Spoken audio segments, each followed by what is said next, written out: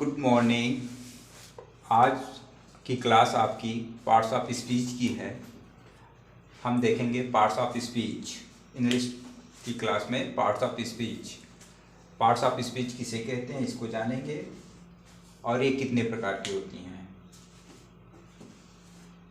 Parts of speech कितने प्रकार की होती हैं, इनकी परिभाषा क्या होती है, ये कैसे पहचाने जाएंगे, पूरी ब्रीफ स्टडी हम इसके विषय में करेंगे। और आज हम देखते हैं parts of speech. Parts of speech का मतलब शब्द के भेद। शब्द के भेद।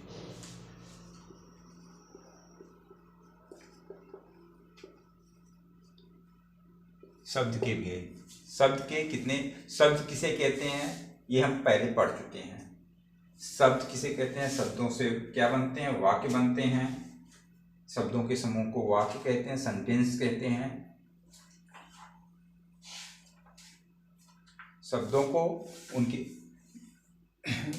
प्रयोग के आधार पर शब्दों को 8 भागों में बांटा जाता है। ये हैं उनके 8 भाग। पहला नाउन, दूसरा प्रोनाउन, तीसरा एडजेक्टिव, चौथा वर्ब, पांचवा एडवर्ब, फिर प्रीपोजिशन, कंजक्शन, फिर इंटरजेक्शन। अब हम इन सबों में एक एक के विषय में अलग अलग अध्ययन करेंगे। पहले हम देखते हैं नाउन को। हम देखते हैं नाउन किसे कहते हैं।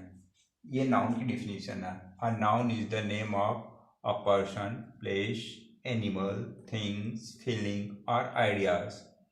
विचारों को भी नाउन के अंतर्गत रखा जाता है। ये हो गई। नाउन उसे कहते हैं जिसमें किसी व्यक्ति का नाम हो, किसी स्थान का नाम आता हो, किसी जानवर का नाम आता हो, किसी वस्तु का नाम हो, फीलिंग हो, कोई फीलिंग हो आदमी की मन में, उसको वो भी नाउन के अंतर्गत ही आता है। कोई विचार हो वो भी नाउन के ही अंतर्गत आता है। A noun is the name of the person, place, animal, thing, feeling और ideas.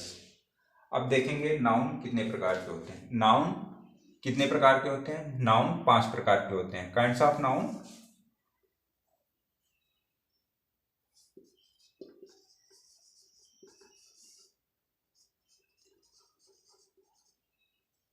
Kinds of noun.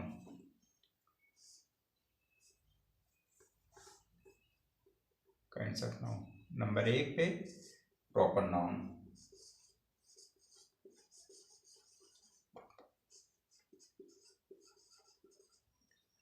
Number 2 पे कॉमन नाउन।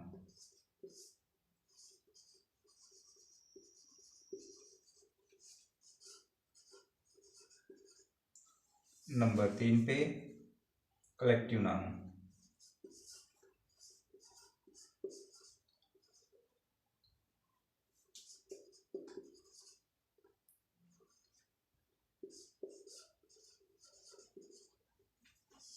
नंबर 4 पे मटेरियल नाउन।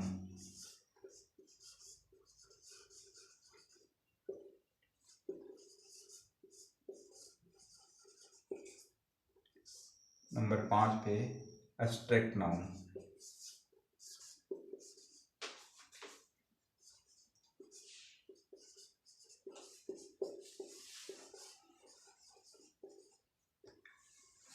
इससे व्यक्तिवाचक संज्ञा,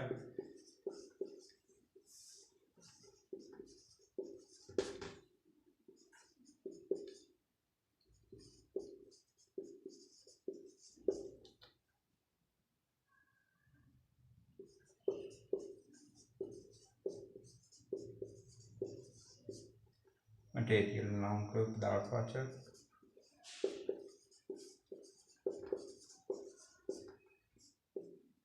इसे भाववाचक।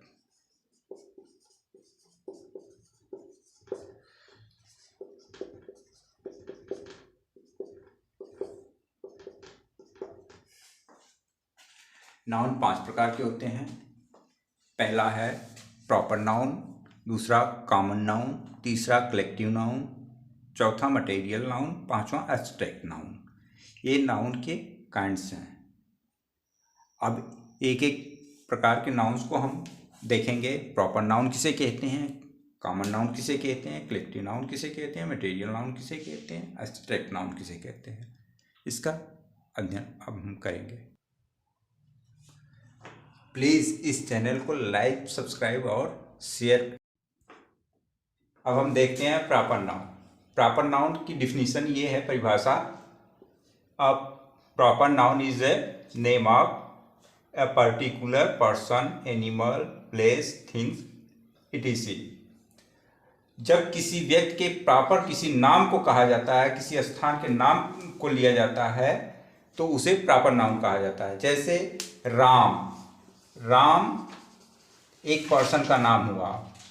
एनिमल का नाम, कुछ लोग जानवरों का नाम रखते हैं, डॉगी या फिर बुलडॉग। अगर किसी जानवर को विशेष किसी नाम से रखा जाता है, टॉमी वगैरह, तो उसको प्रॉपर नाउन के अंतर्गत रखा जाता है। प्लेस, जैसे किसी स्थान, जैसे Delhi, Delhi.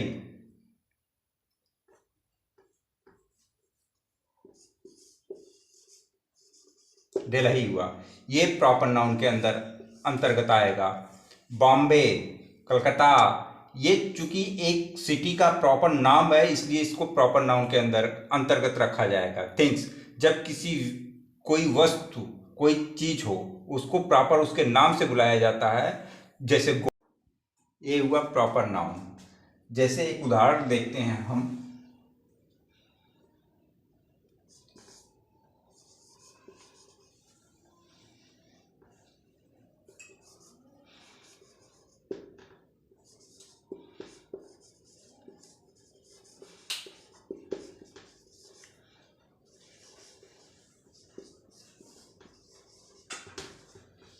Delhi is the capital of India. इसमें दिल्ली क्या है, एक विशेष स्थान का नाम है। Is the capital of India, India भी एक कंट्री का नाम है, प्रॉपर नाम है, इसलिए इसमें दिल्ली और इंडिया ये दोनों प्रॉपर नाउन के अंतर्गत आएंगे। जब किसी व्यक्ति विशेष का नाम लिया जाता है, व्यक्ति विशेष या फिर किसी स्थान या फिर किसी जानवर या फिर किसी वस्तु का नाम लिया जाता है, तो वो प्रॉपर नाउन के अंतर्गत आता है। अब दूसरा नाउन है कॉमन नाउन। कॉमन नाउन जिसे जातिवाचक संज्ञा कहते हैं।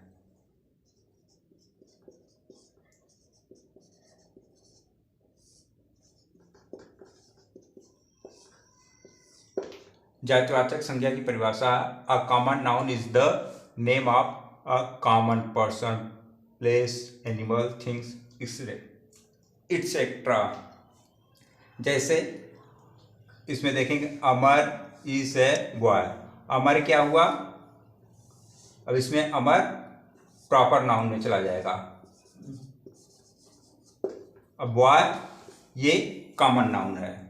कॉमन नाउन उसको कहते हैं जिससे उस पूरे जाति, उस पूरे समुदाय का बोध हो, उसे कॉमन नाउन कहते हैं।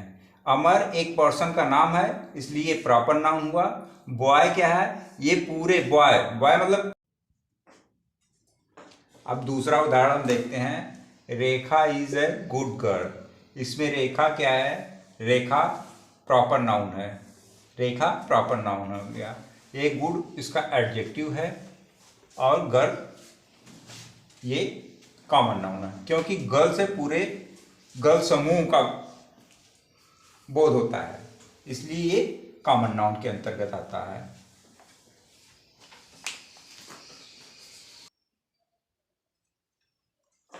अब हम देखते हैं कलेक्टिव नाउन, जिसे हम कलेक्टिव नाउन को क्या कहते हैं, समूहवाचक।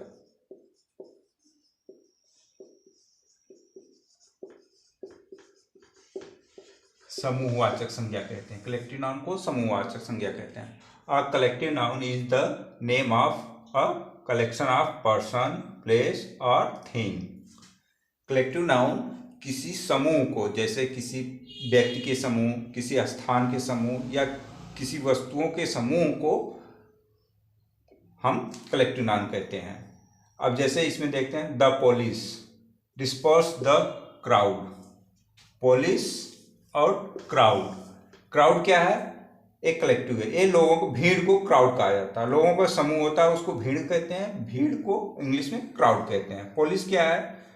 पुलिस लोगों का समूह है। कुछ लोगों का एक पोस्ट है जो वर्दीधारी होते हैं, इनको पुलिस कहते हैं। ये इसको पुलिस मतलब पूरे समूह को कहा जाता है, एक व्यक्ति को नहीं। पुलिस का मतलब पूरे पुलिस समूह को कहा जाता है। इसलिए ये शब्द क्या हुआ, ये भी कलेक्टिव नाउन के अंतर्गत आया है। ये लोगों का समूह है इसलिए ये कलेक्टिव नाउन के अंदर है। क्राउड भी लोगों का समूह है, वो भी कलेक्टिव नाउन के अंतर्गत आता है। अब इसमें देखते हैं, jury found the jailer guilt. अब इसमें जूरी क्या है? जूरी कलेक्टिव नाउन है। ज्यूरी मतलब कुछ लोगों का एक समूह होता है जो किसी चीज को बहुमत या से फैसला देता है, उसे ज्यूरी कहते हैं। Found the jailer guilt, jailer क्या है? ये कॉमन नाउन के अंतर्गत आता है। जेलर कॉमन नाउन हो गया और ज्यूरी ये कलेक्टिव नाउन हो गया। A bunch of keys, a bunch of keys क्या है? ये कलेक्टिव, ये चाबियों का समूह। बंच माने समूह, चाबियों का गुच्छा। Bunch of keys has been lost, खो चुका है।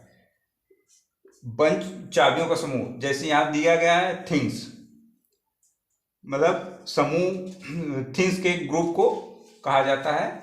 ये थिंग्स हो गया, चाबियों का समूह थिंग्स में हो गया और उसका समूह बंच हो गया, तो ये कलेक्टिव नाउन के अंतर्गत इसको रखा जाएगा। जब किसी शब्द से एक पूरे जात के एक कुछ लोगों के समूह का बोध हो, जिस शब्द से कुछ लोगों के समूह का बोध हो, उसे समूहवाचक संज्ञा के अंतर्गत रखा जाता है।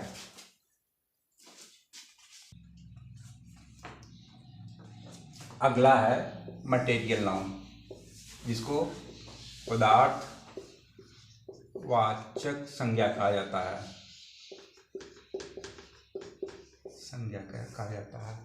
A material noun is the name of a material exist in the nature. प्रकृति में पाए जाने वाले प्रत्येक पदार्थ को हम मटेरियल नाउन के अंतर्गत रखते हैं, पदार्थवाचक संज्ञा के अंतर्गत रखते हैं। प्रत्येक चीज जो भी प्रकृति में पाई जाती है नेचुरल तरीके से, उसे पदार्थवाचक संज्ञा कहते हैं। The ring is the gold. अब इसमें गोल्ड क्या है? एक पदार्थ है, मेटल है, तो इसको किसके अंतर्गत रखेंगे? जो भी प्रकृति में एक मेटल के रूप में पाए पदार्थ, जो भी पदार्थ प्रकृति में पाया जाता है, उसे पदार्थवाचक संज्ञा के अंतर्गत रखा जाता है। अब दूसरी, जैसे गोल्ड हो गया, ये एक गोल्ड मतलब सोना, सोना एक पदार्थ हुआ, वो प्रकृति में पाया जाता है, तो उसे पदार्थवाचक संज्ञा के अंतर्गत रखा जाता है। The mug is made of plastic. Mug किससे बना है? प्लास्टिक से बना है। The mug is made of plastic, mug plastic से बना है। प्लास्टिक क्या हुआ? एक पदार्थ हुआ। प्लास्टिक भी प्रकृति में प्रकृति में प्लास्टिक तो नहीं पाया जाता, लेकिन उसे सिंथेसाइज करके बनाया जाता है, इसलिए ये भी प्राकृतिक चीज है। ये भी प्रकृति से ही निकलता है, इसलिए इसे पदार्थवाचक संज्ञा में रखते हैं। We eat rice and pulse, ये भी क्या है? राइस एंड पल्स, ये भी एक पदार्थ ही है, थिंग्स हैं, पदार्थ हैं, इसे भी मटेरियल नाउन्स के अंतर्गत रखा जाता है। Water is a prime need, not water is our prime need. Water हमारी प्राइम नीड है, प्राइम मतलब प्रथम आवश्यकता है। तो वाटर क्या हुआ? वाटर वो ये मटेरियल नाउन के अंतर्गत आता है। Abstract noun, an abstract noun is the name of quality, action, state. Abstract noun किसे कहते हैं? एब्स्ट्रैक्ट मतलब भाववाचक संज्ञा। भाववाचक, जब किसी के अंदर कोई भाव होता है उसे एब्स्ट्रैक्ट नाउन कहते हैं। जैसे किसी का गुण हो, ये एक भाव है, गुण को न देखा जा सकता है न छुआ जा सकता है, इसलिए गुण भाव में आता है। एक्शन, किसी के कार्य को छुआ नहीं जा सकता, देखा जा सकता है, बस केवल फीलिंग किया जा सकता है। स्टेज कोई अवस्था होती है, किसी व्यक्ति की कोई अवस्था है तो वो फील नहीं की जा सकती है, उसे देखा जा सकता है, उसे फील किया जा सकता है, इस व्यक्ति की अवस्था है, उसे छुआ नहीं, अवस्था को छुआ नहीं जा सकता। भाववाचक संज्ञा की सबसे बड़ी पहचान ये है कि उसको न चखा जा सकता है, न उसे छुआ जा सकता है, बस केवल उसको फील किया जा सकता है, उसको देखा जा सकता है। ये एब्स्ट्रैक्ट नाउन की सबसे बड़ी पहचान है। अब देखते हैं, kindness is the greatest virtue. Kindness क्या है? ग्रेटेस्ट वर्च्यू है। अब काइंडनेस को, दयालुता को देखा नहीं जा सकता, दयालुता को देखा नहीं जा सकता है, ये एक इसको महसूस किया जा सकता है, किसी के अंदर की भाव होता है। ये दयालुता एक भाव है, इसे देखा नहीं जा सकता, न चखा जा सकता है, बस इसको फील किया जा सकता है। अब दूसरा उदाहरण है, truth win in the end. सत्य अंत में सत्य की विजय होती है, अंत में सत्य की विजय होती है। ट्रूथ क्या हुआ? ये एक भाव हुआ तब, क्योंकि सत्य को न चखा जा सकता है, न बस केवल फील किया जा सकता है, ये सत्य है। उसको न छुआ जा सकता है, न चखा जा सकता है। Laughter is the best medicine. Laughter, हंसना, सबसे अच्छी दवा है। Laughter is the best medicine. हंसना सबसे अच्छी दवा है, इसलिए लाफ्टर को क्या किया जा सकता है? देखा जा सकता है, फील किया जा सकता है। जो हंसता है वो उसको, उसकी भाव, उसका एक भाव प्रकट होता है इससे, इसलिए ये एब्स्ट्रैक्ट नाउन के अंतर्गत आता है। तो आज का नाउन का चैप्टर हमारा आज का यहीं पे समाप्त होता है। अब नेक्स्ट टॉपिक हम कल देखेंगे। हमारे इस चैनल को लाइक, सब्सक्राइब और शेयर अवश्य करिए।